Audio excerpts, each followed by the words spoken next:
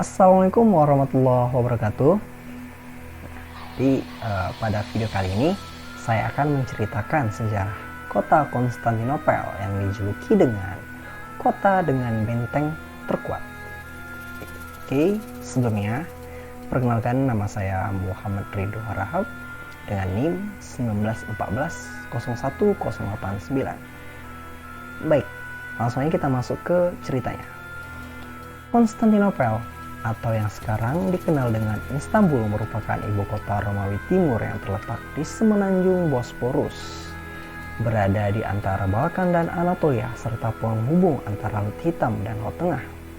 Kota ini juga menghubungkan dua benua besar, yaitu Eropa dan Asia.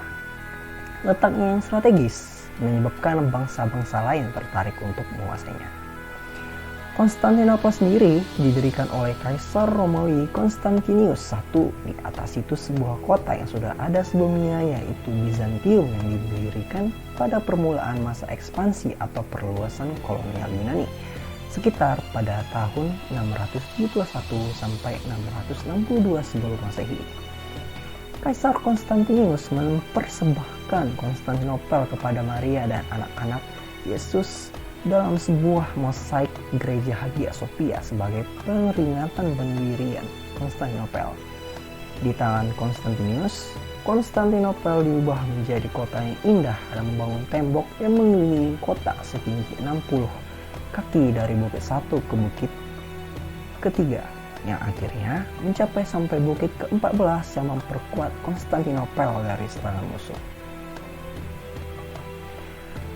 Konstantinopel setelah selesai dibangun selama 6 tahun dan diresmikan pada 11 Mei 330 Masehi, dan setelahnya Konstantinus yang menjadi Kaisar Romawi kali itu mengalami sakit parah lalu meninggal. Terjadi kekosongan kekuasaan pada saat itu beberapa bulan lalu. Ketiga putra Konstantin, yaitu Konstantin, dan Konstantinus diangkat menjadi kaisar dan membagi daerah kekuasaan mereka masing-masing. Namun, pembagian ini menimbulkan pergesekan di antara mereka yang pada akhirnya pergesekan ini berakhir karena Konstantin dan Konstan mati. Pada tahun tersebut, Konstantinus menjadi pemimpin tunggal dari Kekaisaran Romawi.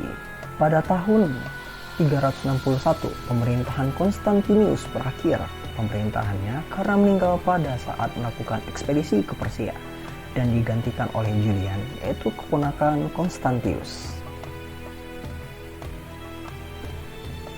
Setelah kematian Konstantius, terjadi pertikaian internal yang berkepanjangan hanya untuk perebutan kekuasaan, dan terjadi pertumpahan darah karena saling membunuh putra mahkota. Berhenti pada masa kekuasaan Theodosius II yang diangkat sebagai kaisar pada usia 7 tahun yang dibimbing oleh penasehat Antinius. Dia membuktikan bahwa setelah dewasa, Theodosius II mampu membawa Konstantinopel lebih baik dengan membangun tembok kedua yang mampu menahan serangan musuh terkuat sekalipun. Masa Theodosius II ini dianggap sebagai masa terakhir kerajaan Romawi karena setelah itu Romawi bagian barat mengalami kehancuran dan kekuasaan wilayahnya habis, dan pada akhirnya dikuasai oleh bangsa barbar pada tahun 476 Masehi. Yang tersisa hanya Romawi bagian timur, yaitu Konstantinopel, dan kekuasaan ini terus berlangsung hingga nantinya muncul Islam di Mekah.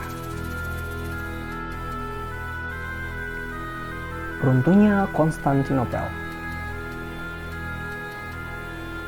Pada masa Heraklius berkuasa, Konstantinopel terus digempur oleh pasukan Muslim yang pada akhirnya Konstantinopel berhasil runtuh dan jatuh ke tangan Kesultanan Utsmaniyah dengan panglima perang bernama Muhammad Al-Fatih yang ketika itu masih berumur 21 tahun.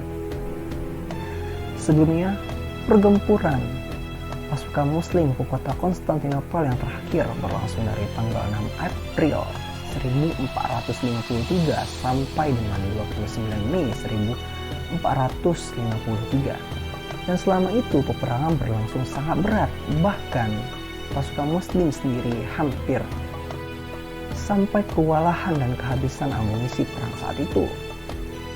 Muhammad Al-Fatih hampir habis hampir kehabisan akal lagi saat menaklukkan Konstantinopel, sampai pada akhirnya Muhammad Al-Fatih menyuruh para pasukannya untuk menaikkan kapal perang mereka ke daratan menggunakan minyak sebagai pelicin untuk menembak tembok kuat Konstantinopel menggunakan meriam pada kapal perang tersebut, dan akhirnya berhasil runtuh. Runtuhnya Konstantinopel berdampak bagi dominasi Kristen yang melemah, perubahan jalur perdagangan dan perbudakan penduduk setempat.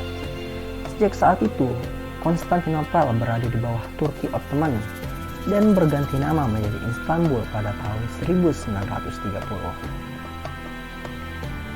Runtuhnya Konstantinopel merupakan peristiwa penting yang menjadi salah satu penanda berakhirnya abad pertengahan yang menyebabkan jalur perdagangan antara Eropa dan Asia Barat di Laut Tengah terputus.